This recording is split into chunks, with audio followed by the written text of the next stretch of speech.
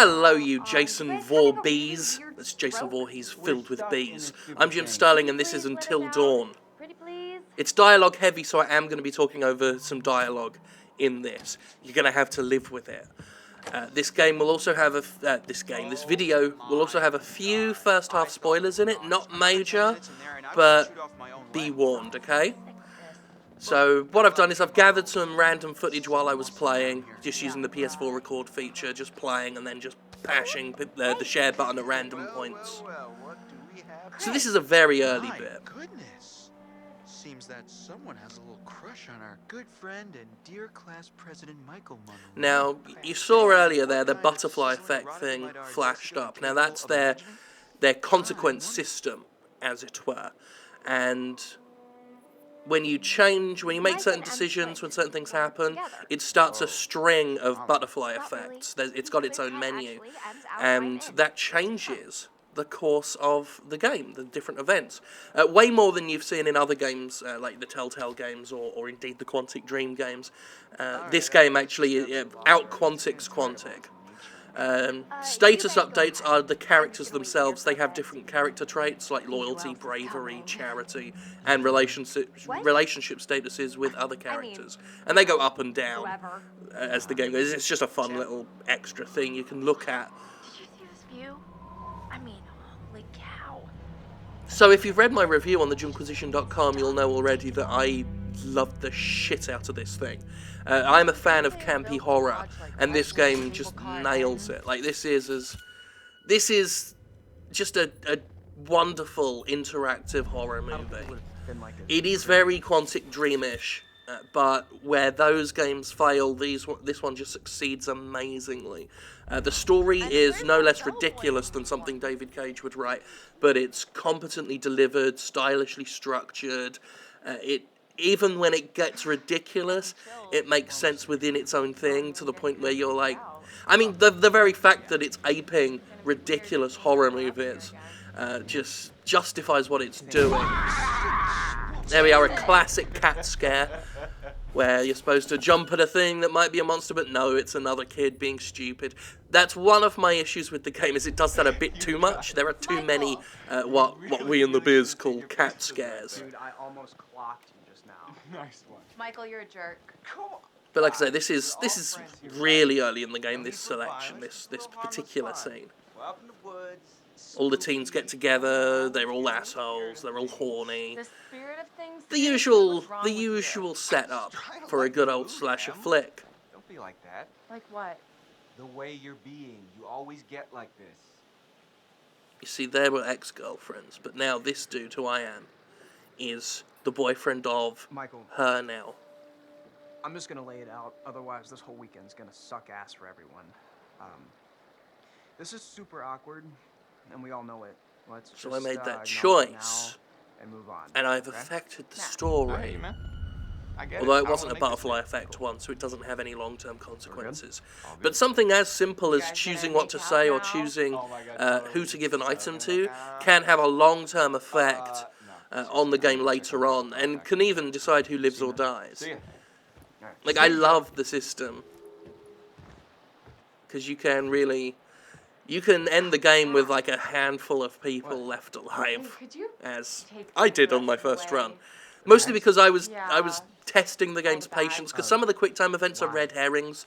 They are I need to go Quantic find Dreamish, Sam. where, you know, you don't press the buttons and they'll trip a Sorry, bit, but it I doesn't really really need to go change find her. I totally the forgot outcome. I needed to talk to her before we get all the way up there. This really But can't sometimes wait. We're almost there. they are It's deadly, important. and they're kind of Matt, thrown please. in, especially the ones where you got to hold the controller to stay still. They can be deadly. Alright. And I also did, I violated horror movie survival convention just to see what would happen when I had one character that was with a group of others and went off on my own to investigate a strange noise. See you up there, sweetie. Thank you. So yeah, if you stick to the horror survival code, your chances of survival are updated, I was reading that just then, are boosted tremendously. So anyway, that's that first scene I caught. That was something, you know. But what we're going to do now is This is chapter 4. This is later on in the game. This is the point at which the game really sort of kicks things up. Oh my god! Oh my god! And if you're watching at this point, I did warn that this is a little bit spoilery. Jess! So we've got Mike here running after Jess, because something happened to her. I did cut out what happened to her, so don't worry about that. Because it is quite a shocking scene. But anyway, he's off to chase her. Now here we're going to see some of the QTEs. Like I said, most of these are going to be bollocks, these QTEs. You don't even have to bother. I did. But, you know, he'll trip a bit, I guess. Jessica! But there is always that chance that one of them will be bad. Just because the game really does have a... Unlike Heavy Rain, where they said, oh, characters can die and the game will continue. This game has... I mean, it keeps them alive, I guess, for like the first half of it. But after a certain point, you really do get that sense that anyone can die. Jess! And it does make you worried. And some of that might be smoke and mirrors, but they're very damn good ones. It had me had my nerves racked suitably. I mean, there are certain scenes where I had a character survive, where I feel like they really would have died had I not done something else earlier in the game that would have ensured someone or something was there to help. One of the trailers Sony itself has shown off kind of demonstrates a minor example of that, where you can interact with a baseball bat and put it in a certain place idly, without thinking about it. But later on, that bat will be there and you can use it in a thing. Not necessarily one of the ones that is a matter of life and death, but stuff like that is a matter of life and death later on in the game. As it looks really nice. It's got some nice lighting effects and nice snow effects. I like the character body animations. The facial animations are possibly the most uncanny valley. I mean, I would say it's tied with L.A. Noire. Let's go, Mike boy. Especially when Peter Stormare's on screen, because, I mean, I'm going to end the video with some Peter Stormare. Just 'cause I fucking love him. I think Peter Stormare's awesome. One of my favourite actors. Not my favourite actor, that'd be Sean Pertwee, thank you very much. But he's definitely up there with my favourites. He just chews the shit out of the scenery in this. But whoever was working on his facial motion capture maybe put a little too many of those dots on his face, because it's quite something.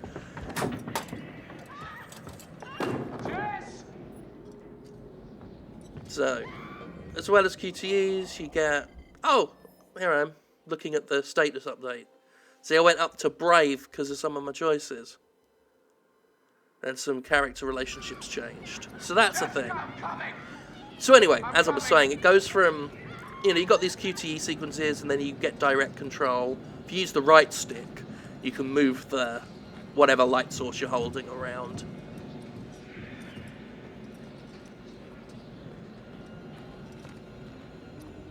I did a lot of walking around in circles in the game just because there's different clues and things that can be dotted around the game world, so it's always worth it to explore that. You see there a little shiny thing? Pick that up, could be a clue, could be a totem. This is a totem. Fuck, I forgot to write about those in my review. Basically, you get flashes of future events that could be good or bad. That's a guidance totem. That gives you a clue as to something that you should think about.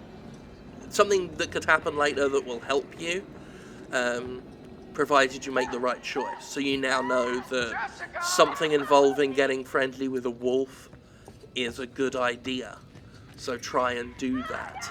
If you get an option to show a wolf some kindness, maybe do it. Maybe not. It'll always change how the story goes.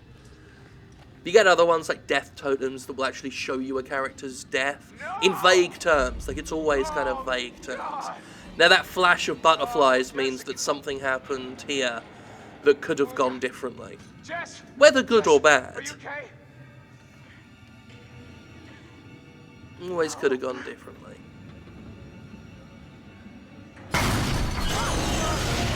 Typical, then. That's just typical. What the fuck?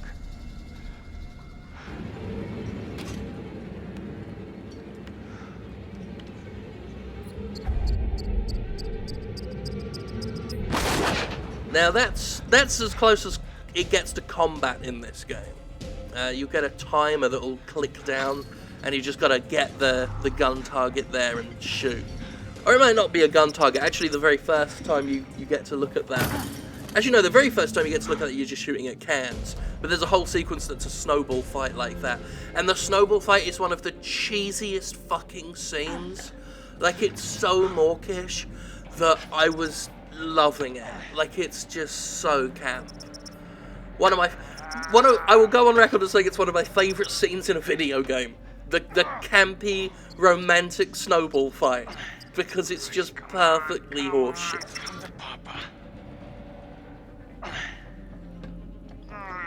Climbing, aren't we? That's what we're doing. Now that one I should have failed just to see what actually happened there. Just to see how dramatic that would have been. Some of them though, if you fail, especially the climbing ones, you've got to do it again. So there is a punishment there. It doesn't just carry on regardless. Not all the time. Mystery Man. There he is.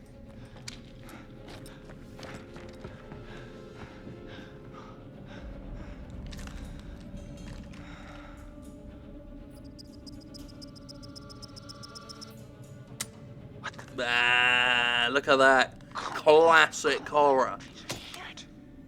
I'd love to know just how many, like, late 90s, early 2000s horror movies Supermassive watched while researching this.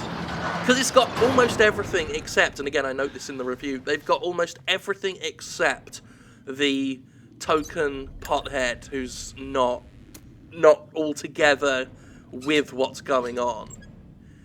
You know, the guy who isn't serious and is gonna get killed for defos. There's no stoner. Otherwise, perfectly researched. You know, it is a lot less Friday the 13th, Halloween. A lot more kind of your early 2000s, your late 90s. The kind of horror movies that Sarah Michelle Gellar post-Buffy would have starred in. More The Faculty than The Exorcist. And I don't mean that in a bad way. I actually like The Faculty. Jesus. Fuck is that? I saw that one in the movie theatre back in the day. Had Jon Stewart in it. So, that's that. Oh, there he is. I'm an expert with years of experience. You don't think you can mislead me. So these segments like happen every now and then. It's very Silent Hill Shattered Memories-ish. We're going to try to understand the root of your anxiety. I love him Now so pick up that much. book. Turn the pages. You will see a set of pictures and symbols. I want you to identify which image in each set makes you the most anxious. No face works like that. It's like rubber just stretched over a bag of flies. Obviously men do. They're the creepy ones. Get rid of that. Crowds or planes? I went with planes. Not because I'm scared of them falling out the sky, but I'm a fat fuck. We don't like planes. This one I didn't really fear either, so I just went with that. Some of this really was like a choice between two things that don't bother me at all, but, you know, I guess it shapes the game in a way. Who knows? Or it could just be wasting my time. Guns are scary, right? Let's get political. Come on. Ugh, now that one was a genuine. This one I wasted no time. No. Don't like the cockroaches, especially the big ones. I think I've said before, I don't like anything. Now, I'm not scared of either of these things. I think scarecrows are awesome. But I went with clowns just because I think scarecrows are awesome. But yeah, I don't like any insect or any small animal that is small enough to like fit on my thumb, but heavy enough to make a noise when you drop it. Did that startle you? So sorry. You're doing very well. Don't be nervous. When I was playing, he did actually startle me. Prick. Oh, I hate Try to cockroaches. speed up a bit. The more you rely on your instincts, the more honest your answers will be, and the more enlightening you will find this experience. Yeah. Ah, cockroaches.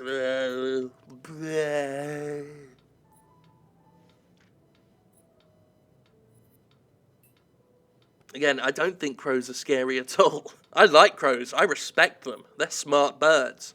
But, you know, lesser of two, innit? Not bothered by clowns, but I ain't gonna pretend I'm scared of zombies. And I love dogs, so again, had to go with the crows. So it makes it look like I'm terrified of crows. Look, I love the storms. They're some of my favourite weathers, if we were ranking the weathers. This is very interesting. Thank you for answering so diligently. Cockroaches, clowns, and crows. 1 out of 3. The sun combination sounds like a good Friday night. Yeah, cockroaches, clowns, and crows. A good Friday night. Well, I'm afraid, once again, we're out of time, but I promise. You and me we'll both. talk again very soon. So that's that. That's Until Dawn. He's out of time. I'm out of time. Literally, I can see the counter going towards the end of my footage. So thank you for watching. Hope you enjoyed it. I will see you next time. Goodbye.